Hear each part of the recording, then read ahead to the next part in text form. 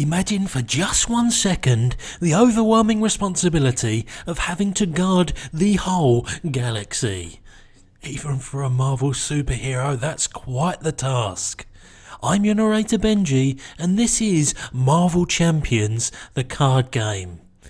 Today's topic of discussion is, of course, the Guardians of the Galaxy.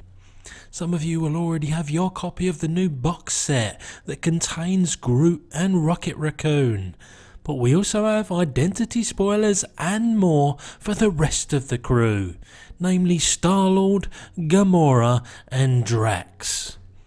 So really this is as much of a top level preview of each of the gang and what we might be able to expect from them once they hit the table, more than a deep dive in any way of these characters. So it's just an overview and my stamp at least on each's potential power level and fun factor. So we're going to proceed through this list in release date order, and so that means we start with the two, let's say, strangest members of the GOG. And of those two, we're starting with Groot, the monosyllabic wannabe a tree guy with 2 lives, that just so happens to be the heart and most probably soul of the team to boot.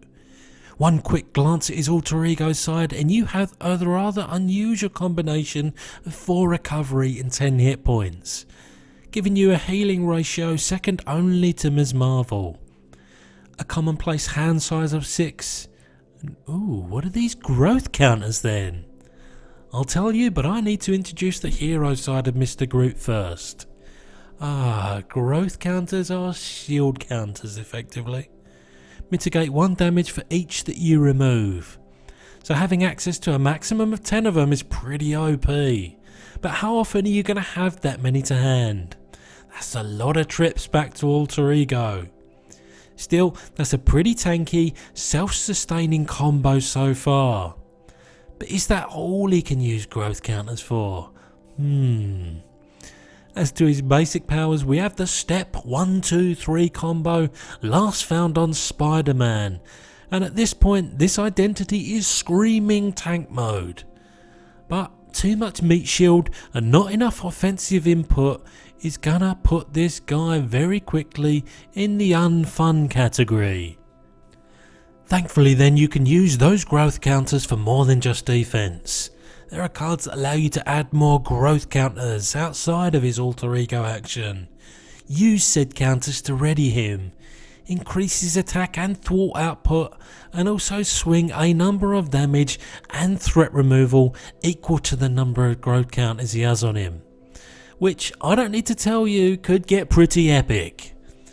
I was slow to warm up to our Groot, but these signature cards and the way you manage the growth counters is going to be a real hoot to play, and I suspect he'll have a comfortably above average win rate. Rocket Raccoon is the other identity you'll find in the big box release, and as far as alter egos are concerned, it's a bit of a mixed bag, as a recovery of 3 and hit points of 9 is as low as it gets. But I suppose what else did we expect from the little fella? As far as signature action goes though, that's likely to be value on a stick, and if you add this to the hand size of 6, you are, so long as you can use it reliably, staring down the barrel of an effective hand size of 7. Now playing a 2-drop and a 3-drop in the one turn is nothing to sneeze at. And looking at the spoilers, there are at least 5 tech cards in his signature 15. I like this quite a bit. On the other hand, that hero side I'm not so sure about. A 2-1-1 basic power setup clearly needs some propping up elsewhere, because I'm not overly enamoured with his murdered you ability either. Excess damage is far too inconsistent to rely on. Most of the time that'll be on a minion, and once a game you might proc it off the villain, and for the sake of 1 card, I'm not prepared to sing the praises of this side of the card.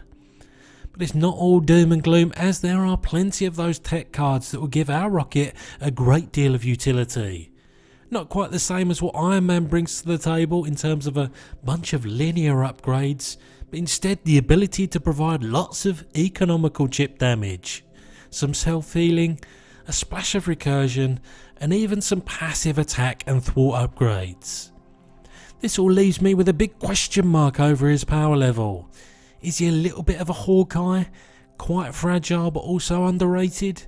That's what my gut's telling me. Looking further down the line, the standalone Guardian expansion first out the blocks is Star-Lord.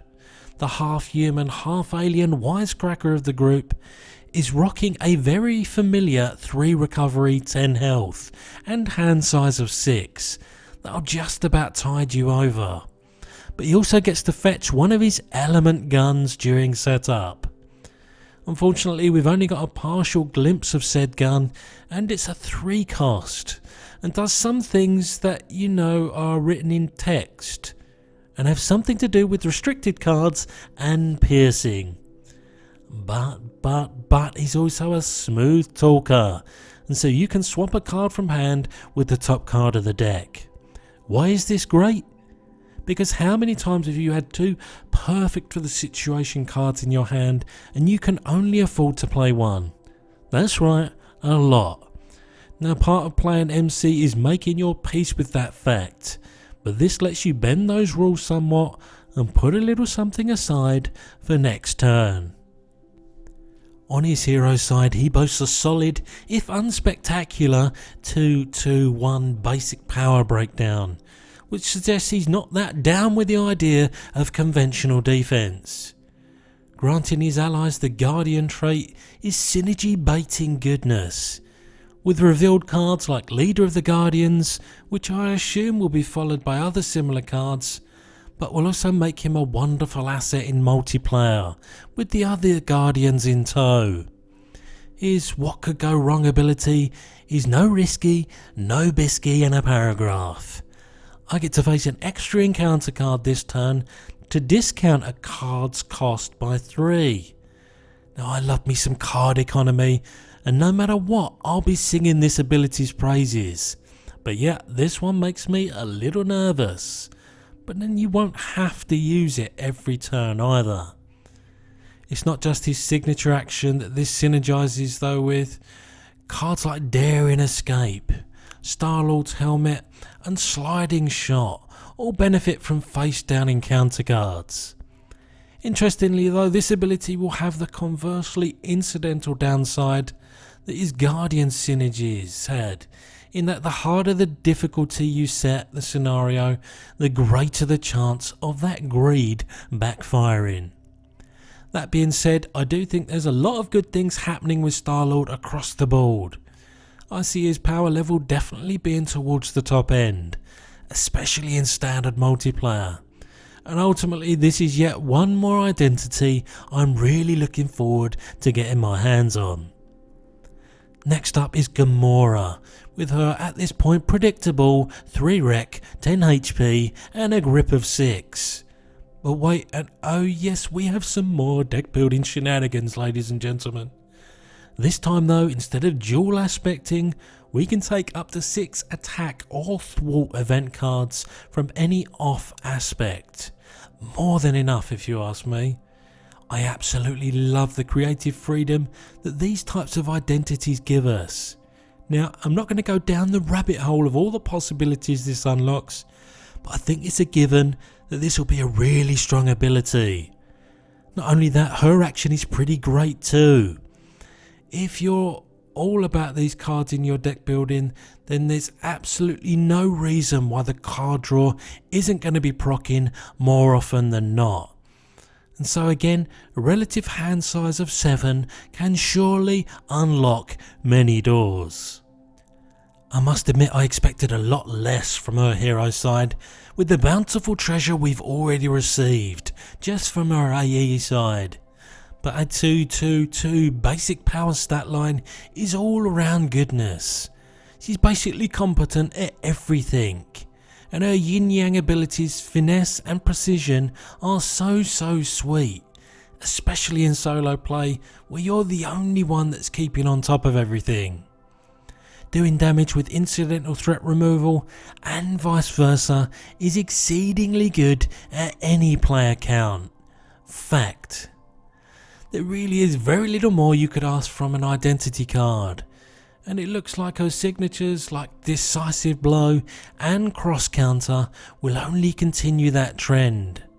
I really do think she's going to be a powerhouse, especially in solo play. I just don't see the glaring weakness in her at all. I think all the identities in the GOG are going to net out at average or above average power. But Gamora, to me at least, with the information we have at this time, is the cream of the crop so far. And so here we are at the final Guardian, Drax, who's seemingly mixing things up with a decent recovery and a healthy number of hit points. Well, I never. Another identity with stored counters, this time preferring the ability to self-heal. How typical of the Destroyer though, to have vengeance on his mind. It's all pretty sanitary on this side of the card though, really. Ooh, no, I wasn't expecting that stat line, that's for sure. A 1-1-2 ain't gonna carve up many pumpkins now, is it? Okay, so he gets +1 attack each time the villain attacks him to a maximum of 3. Okay, I see where the man's coming from. Defend for a couple of turns and then let the fireworks off. It's interesting that Hulk didn't have this kind of rampage himself. Still, you also get some card draw when you're maxed out as well, which is a good job and all because his hand size of 4 in hero form, as we know from Hulk and Thor, is on the not cool side of debilitating. I gotta say, I'm worried that this is now another identity that's capable of churning out some high basic attacks, but that's just got way too much downside to be uber effective. That being said, some of the revealed signature cards like Fight Me Coward, Intimidation and Knife Leap each have their own ways of mitigating these weaknesses, with the former giving him 2 swings at bat and extra card draw whilst getting socked in the face. The mid sprinkles in some threat control, and the latter gives you some super duper damage and status avoidance capability. All in all, I'm least enthused about this particular Guardian. I'm by no means marking him with an X, I just remain a bit cautious about where he's going to end up on the tier list. And so there you have your Guardians of the Galaxy. On the face of things, and admittedly we only have surface level information at the moment, I think they've done a bang up job of crafting 5 largely disparate identities to get our teeth into. You can of course expect more in-depth looks at these guys, but for now, this video is over.